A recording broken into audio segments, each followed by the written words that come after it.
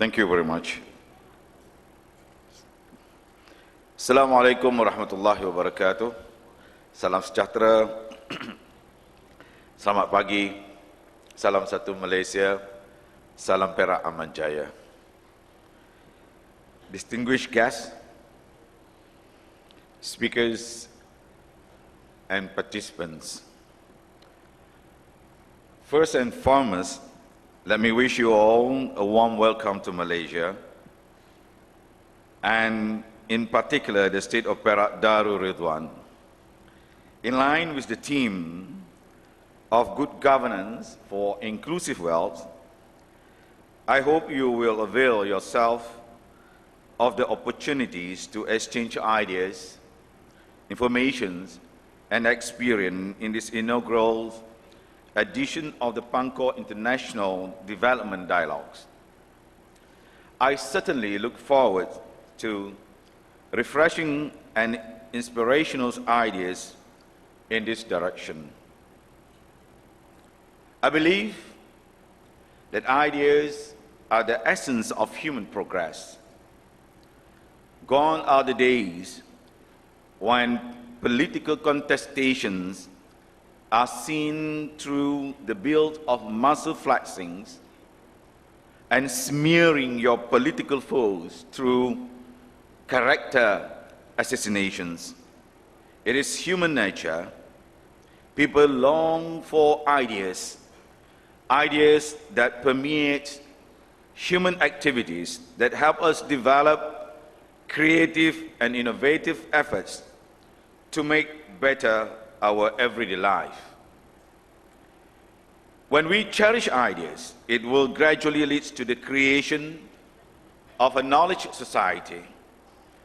Quoting Joseph Stiglitz in his new books, Creating a Learning Society, he postulates the notion that what truly separates developed from the less developed countries is not just a gap in the resources or output, but also a gap in knowledge. In fact, the pace at which developing countries grow is largely a function of the pace at which they close that gap. What is? It answers the skeptic. Why the state, and that means the state of Perak, has to go this far to organize this ambitious event, given the fact that it is only a state. As such, I must congratulate all participants from all over the country who are here today in support of these efforts.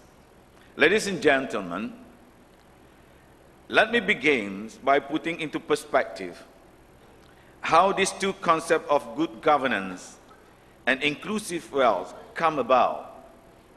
I shall begin with inclusive wealth first. The clarion call for inclusive wealth was first heard in 2012 at the United Nations Conference on Sustainable Development, also known as the Rio +20. Inclusive wealth, in a nutshell, is the outcome of the search for a credible measure that extends beyond gross domestic products, or GDP, or more recently, the Human Development Index, or HDI, as our primary indicator of progress if we want to achieve true sustainable development. Neither the GDP nor the HDI reflect the state of the natural environment, and both focus on the short term, with no indication of whether current well-being can be sustained. It is argued that we are actually using an insufficient measurement approach to guide policy makings. This is where the Inclusive Wealth Index, or IWI, for Malaysians who are very familiar with IW, so please do not confuse with IWK.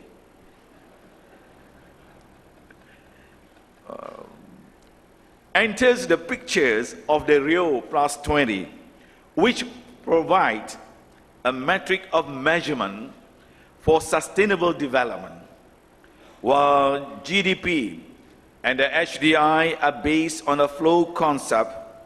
Inclusive wealth relies on the stock of different assets, that is natural capital, such as natural resources, land and ecosystem services, and etc., produced capital, such as machineries, buildings, etc., and human capital, such as education, health, skills, and etc., which make up the productive base of a country.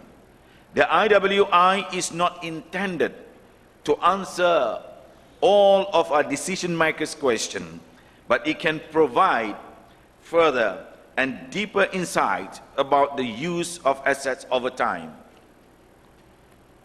As with all new concepts, inclusive wealth, which leads to the formulation of the IWI, does not come out of the blue. Nobel laureate Joseph Stiglitz, once again, for instance, has opined that once serious inequality of income and wealth, brought about by market forces and political machination, reaches a crescendo where it no longer becomes sustainable, a number of socio-economic political effects will occur. This includes slower economic growth, sluggish business, and lower GDP, recession, unemployment, and greater instability, and the chilling effects on democracy and the justice system. Ladies and gentlemen, allow me now to dwell on the much debated theme that is good governance. On this issue, I would like to share the thought of His Royal Highness, the Sultan of Perak, our Sultan, who recently said that to achieve internal cohesion and resilience, peace and prosperity, practicing good governance need to be the first order of the day. No numbers of vision statements, development plans or policies can work when the essentials of good governance are not present. It is only with good governance will countries be able to make the giant leaps needed to lift their populations out of the cycle of violence, underdevelopment, and poverty. Issues related to good governance and wealth distribution are becoming more complex and challenging. We witness the corporate scandals and subsequent collapse of global multinational companies who have fallen into bankruptcy and ceased to exist. A particular case is probably, for our reference, is Enron, a multinational global energy company which was declared bankrupt and ceased to exist due to bad governance, report of conflict of interest, manipulation of accounting loopholes, fraudulent audit report, and mismanagement of assets, and more swept through much of the financial world like wildfire. It is hard to believe that a huge company like Enron could fall into bankruptcy, leaving behind billions of dollars in debt, thousands jobless, losses for its investors. The fall of Enron has reminded us that one would and could face very disastrous consequences in the absence of good governance. Other examples of corporate collapse with dire consequences include multinationals such as Pacific Gas and Electric Company, WorldCom, Arthur Andersen, Lehman Brothers, Bear Stearns, AIG, and dozen others. That, ladies and gentlemen, are cases of bad governance. Now, let's look at a case of good governance. Among some countries, a case worth sharing is Turkey, which was once in a desperate condition and on the verge of socio-economic collapse. A country of two continents, Turkey is now set to become a major world power, both politically and economically. Ironically, 12 years earlier, the country was Europe's messy economic backwaters. The nation's economy was deteriorating. Inflation hit double digits. The values of its currencies depreciated to the lowest level ever, and the country inherited large sums of debt. That was the Turkey before. But today, the country has totally changed since. The Turkish economy is being touted as one of the top performing economies in the world. Inflation has been brought down to a single digit. The currency has gotten stronger, and a huge chunk of the nation's debts have been paid off. This could not happen merely by accident. The Turkish government has proven that with good governance, one could be able to fix and overcome the nation's critical problems, while at the same time bring hope of a better future for the people. In the case of Malaysia, the Najib administration is fully committed to pursuing quality governance and integrity to make Malaysia more competitive. To this end, he initiated some bold initiatives, such as enacting the Whistleblower Protection Act, National Integrity Plan, the introduction of key performance indicators for the public sector, and establishing the Malaysian Institute of Integrity. He encouraged greater engagement and interaction to convince the Malaysian public that the government is working for them. As he always said, gone are the days when the government knows best. As such, key attributes such as resolve, dedication, commitment, and political will are required to do what is needed. He admits that much needed to be done, as it is a tough job to combat corruption, abuse of power, and complacency in bureaucracy. These examples provide us with very good key learning points. That is, without good governance, ladies and gentlemen, you and your organization could perish. Whereas, with good governance, you could bring your organization and country to great prosperity. The future will be shaped by both good policies and implementation, as well as sound governing values and principles. Ladies and gentlemen, on this auspicious event, let me briefly share the Perak experience. When I was appointed to lead the government of Perak in 2009, during, as you all know, that is during the period of unprecedented political and constitutional crisis, many questions came into my mind.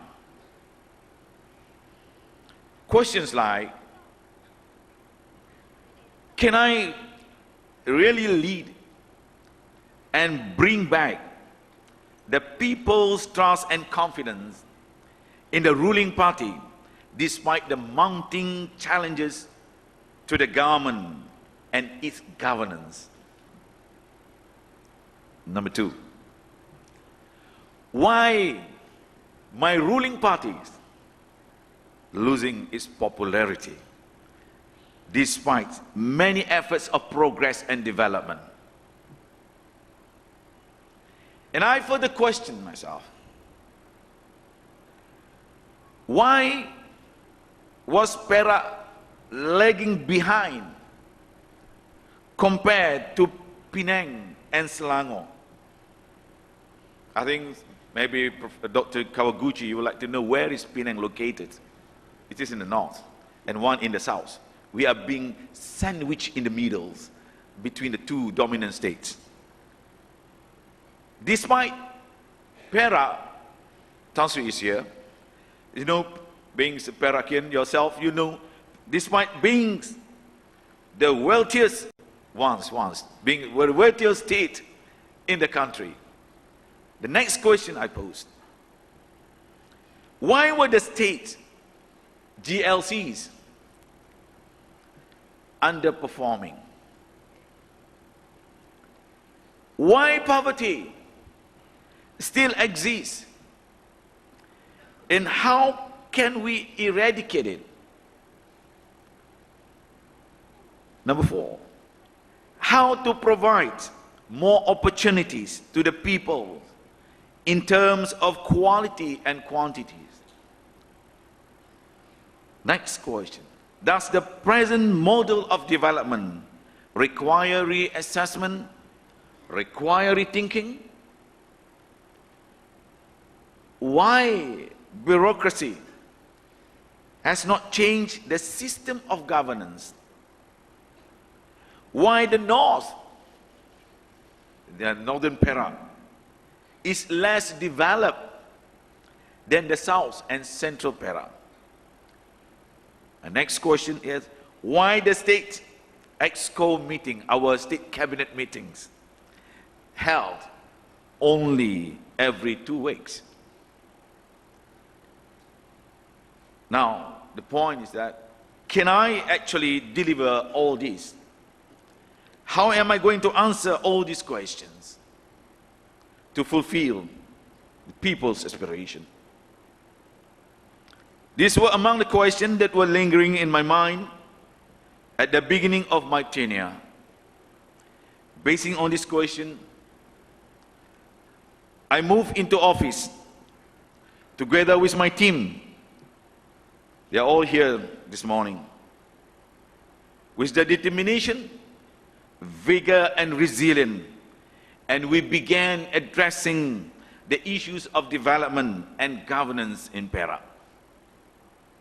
First, we set up a state-based think tank called IDR, Institute Darul Ridwan, to help formulate policies and review existing models on development. This helped gather more creative and innovative ideas. Second, we intended to become a developed state by 2020.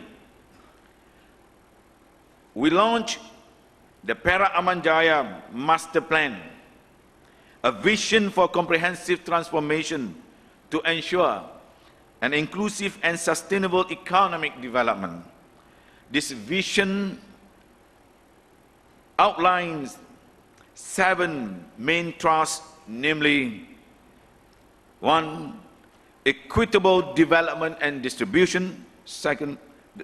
Number 2, skilled, ethical and knowledgeable society. Number 3, strong, catalytic and inclusive government. Number 4, network of infrastructure and public facilities.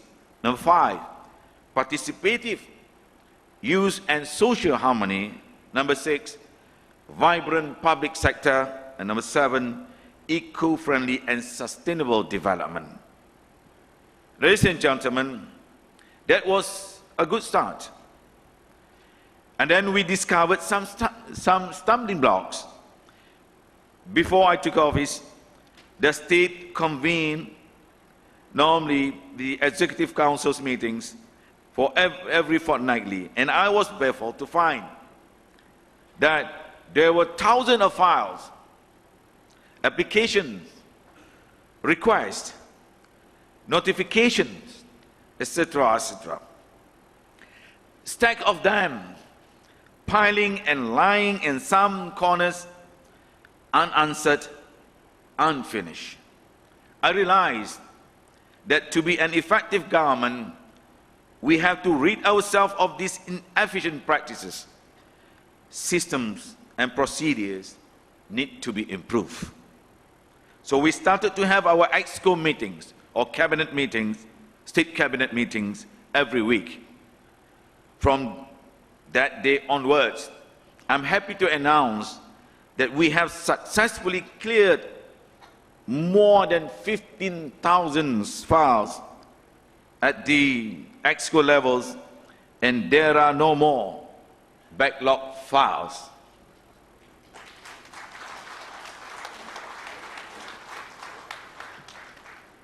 But of course, they are very painful sometimes, because if we have to sit from 10 until 6 o'clock in the evening.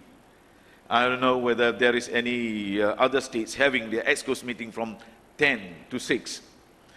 But of course, that was a clarion call for all of us. We have to do it. We have to finish off the backlog file. Thanks God, now we don't have the backlog file anymore. Next, rebranding our approach with the people. Because sometimes we feel that we are very distant from the people. How to get close back to the people? So we come up with the ideas of 3F. 3F. So you have to understand, not 4F, 3F. That is field.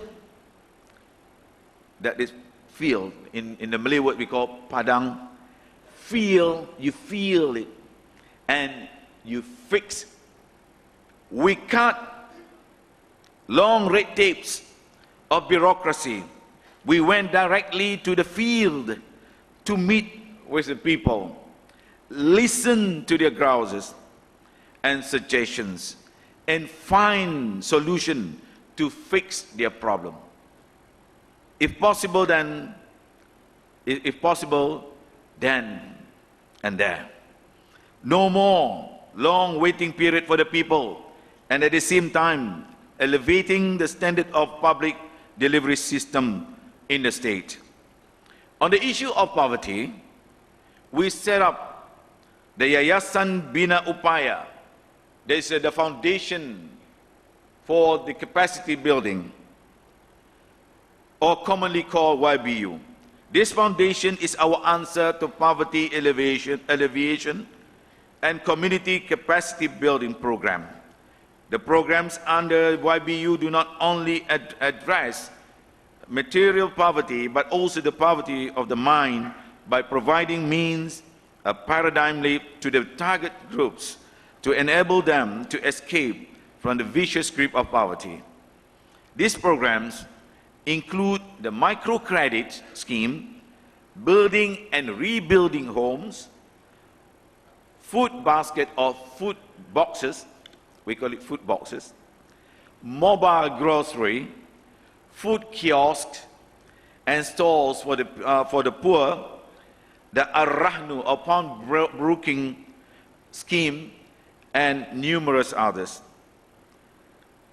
Our state JLC in the meantime face critical levels of survival. Most of them were dependent on the government to provide assistance in the form of assets and land. We finally decided for a total restructuring. Now, our Perak Water Board has emerged as the best managed water company in the country. Our State Agriculture Development Corporation, or SADC, is independently run with increased profit annually. Our State Economic Development Corporation, or SADC, now has begun to set new emergence. In creating a more democratic atmosphere, we formed several bipartisan committees consisting members from both political divide for addressing public interest. You can see some of the opposition members also are here this morning, because we call them to, we have one member here, so I can recognize one of them here.